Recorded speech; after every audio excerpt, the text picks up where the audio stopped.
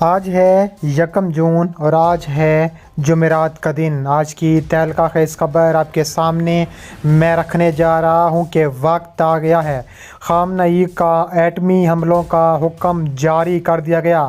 امریکہ اور اسرائیل میں خوف برپا ہو گیا۔ امریکہ اسرائیل کے پرخچے اڑا دیے۔ روس کی خفیہ مدد کامیاب ہو گئی۔ ویڈیو کی تفصیلات میں آگے بڑھنے سے پہلے ہماری ویڈیو کو لائک کر دیں، چینل کو سبسکرائب کر کے بیل آئیکن پر ضرور کلک کر دیں۔ ناظرین گرامی، امریکہ اور اسرائیل میں اس وقت خوف طاری ہے کیونکہ خامنئی نے ایٹمی حملوں کا اعلان کر دیا۔ انہوں نے کہا ہے کہ وقت آ گیا ہے کہ اب ایٹمی بٹن دبا دیا جائے۔ امریکہ اور اسرائیل کے پرخچے اڑا دیں گے، خامنئی کا بڑا اعلان۔ دوسری جانب یوکرین کی مدد کرنے پر روس کی خفیہ مدد ایران کو حاصل ہو گئی۔ امریکہ کے خلاف روس اور ایران کا ایسا پلان کہ منہ روح تک کانپ اٹھی ہے۔ تفصیلات کے مطابق دیکھا جائے تو ایک بار پھر ایران اور اسرائیل آمنے سامنے ہیں اور اب انٹرنیشنل اٹامک انرجی ایجنسی نے گزشتہ ہفتے کہا تھا کہ اس نے ایران کے زیر زمین فورٹ سائٹ پر یورینیم کے ذرات پائے ہیں جو 83.7% پاکیزگی تک افزودہ کیے گئے ہیں، جو کہ ایٹمی ہتھیاروں کے لیے ہتھیاروں کے درجے کے مواد کے قریب ہیں۔ فاکس نیوز نے کہا ہے کہ اس کی مدد روس کر رہا ہے۔ اسے ایک غیر ملکی انٹیلیجنس نے بتایا ہے کہ دونوں ممالک کے درمیان معاہدے کے ایک حصے کے طور پر روس نے تمام افزودہ یورینیم کو جلد از جلد ایران کو واپس کرنے کا عہد بھی کیا ہے اگر کسی بھی وجہ سے امریکہ معاہدے سے دستبردار ہو جائے گا۔ اس کے جواب میں امریکی محکمہ خارجہ نے کہا ہے کہ ہم مبینہ خفیہ انٹیلیجنس رپورٹس پر تبصرہ نہیں کریں گے، لیکن کسی بھی صورت میں JCPOA مہینوں سے ایجنڈے پر نہیں ہے۔ یہ معاہدہ JCPOA معاہدے کو بے معنی کر دے گا۔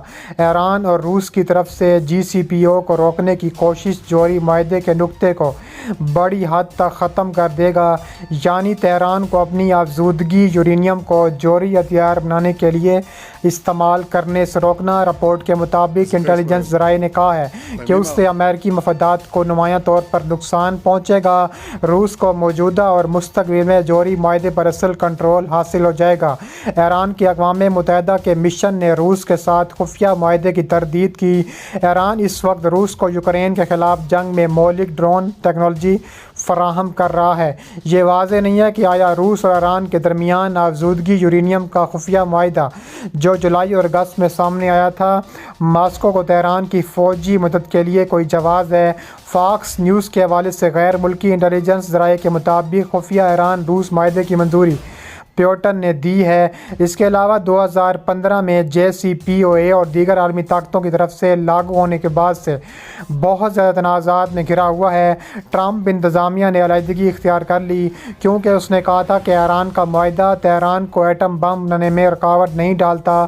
Foundation for defence of democracies Iran کے ماہر سعید نے مطابق نیا جوہری معاہدہ تہران کو اپنے پہلے سال کے دوران $275 بلین اور 2030 تک $1 ٹریلین تک مالی فوائد حاصل کرنے کی اجازت دے گا۔ اس کے علاوہ جس میں میزائل اور میزائل ڈیفنس سسٹمز کی مارکیٹ 2028 سے 2023 کے درمیان $7.5 بلین کی ہونے کی پیشن گوئی کی گئی ہے۔ دریاسنا اس کی بحریہ کی صلاحیتوں میں اسی طرح سائر-6 کارویٹ اور جدید میزائل سسٹم جیسے بارک-8 متعارف کرایا جا رہا ہے جو اسرائیل ایروسپیس انڈسٹریز ہندوستان کے DRDO کے درمیان اختراعی شراکت داری میں مشترکہ طور پر تیار کیا جا رہا ہے۔ اسرائیل اور سعودی عرب اور متحدہ عرب امارات کے بعد مشرق وسطیٰ کی تیسری سب سے بڑی دفاعی منڈی ہونے کے ناطے دفاعی کمپنیوں کے لیے انتہائی منافع بخش مواقع بھی فراہم کرتا ہے۔ گلوبل ڈیٹا کے مطابق میزائل اور دفاعی انتظام کا شعبہ اسرائیل کی دفاعی مارکیٹ میں سرکردہ طبقے کے طور پر ابھرا ہے۔ اس میں اسرائیل اور امریکہ کے درمیان ایرو میزائل ڈیفنس سسٹم کے ساتھ ساتھ David sling missile defence system, iron dome missile defence system پر تعاون شامل ہے۔ اس مارکیٹ میں 2023 اور 2028 کے درمیان مجموعی طور پر $7.5 بلین کی مالیت کا تخمینہ لگایا گیا ہے۔ پلیٹ فارم پر مبنی میزائل ڈیفنس سسٹم کے ذیلی شعبے کو اسی مدت میں میں 857.4 کی مالیت کے ساتھ صنعت میں سب سے بڑا ہونے کا امکان ہے۔ روایتی زمین سے حملہ کرنے والے میزائلوں کے حصے میں آنے والے سالوں میں نمایاں ترقی کی توقع ہے، جس میں 2028 تک $262 ملین سے $332.8 ملین تک اضافے کا تخمینہ لگایا گیا ہے۔ اس شراکت کو جزوی طور پر ٹینک شکن گائیڈڈ میزائلوں میں سرمایہ کاری کے ذریعے ایندھن دیا جائے گا۔ اس کے علاوہ جو $308.8 ملین کی نمائندگی کرتا ہے، وہ 2023 سے 2028 کے اخراجات اور anti air missile defence system جو اسی مدت کے دوران 119.7 ملین کے اخراجات کی نمائندگی کرتے ہیں۔ اسرائیل اس وقت F-35 F-39 ملٹی رول علاقہ ہتھیاروں کی شمولیت سے گزر رہا ہے، جن میں سے 37 پہلے ہی موصول ہو چکے ہیں۔ اسرائیل مبینہ طور پر ایک اضافی ملٹی رول فائٹر خریدنے کا ارادہ رکھتا ہے اور کہا جاتا ہے کہ وہ F-15EX سپر ایگل حاصل کرنے کے آپشن پر غور کر رہا ہے۔ حالیہ رپورٹس کے مطابق یہ بہت زیادہ امکان ہے کہ اسرائیل F-35 اور دیر کی ایک اور کھیپ خریدے گا۔ اس کے علاوہ multi fix wing aircraft sector Israel دفاعی مارکیٹ میں دوسرے سب سے بڑے شعبے کے طور پر ابھرا ہے۔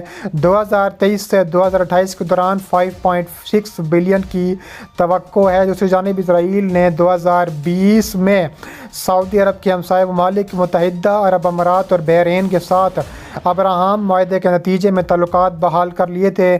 اسرائیل نے بارہا سعودی عرب سے قربت کرنے کی خواہش کا اظہار کیا تھا۔ خبر رساں ادارے روئٹرز کے مطابق اسرائیلی وزیر خارجہ ایلی کوہن نے مستقبل قریب میں سعودی عرب کے دورے کا عندیہ دیتے ہوئے کہا ہے کہ رواں برس ایک اور عرب ملک اسرائیل سے تعلقات بحال کر لے گا، تاہم انہوں نے اس ملک کا نام نہیں لیا۔ یہ بات انہوں نے آذربائیجان کے دورے کے دوران کہی۔ کوہن نے یہ کہا ہے کہ سعودی عرب کا دشمن اسرائیل نہیں ایران ہے۔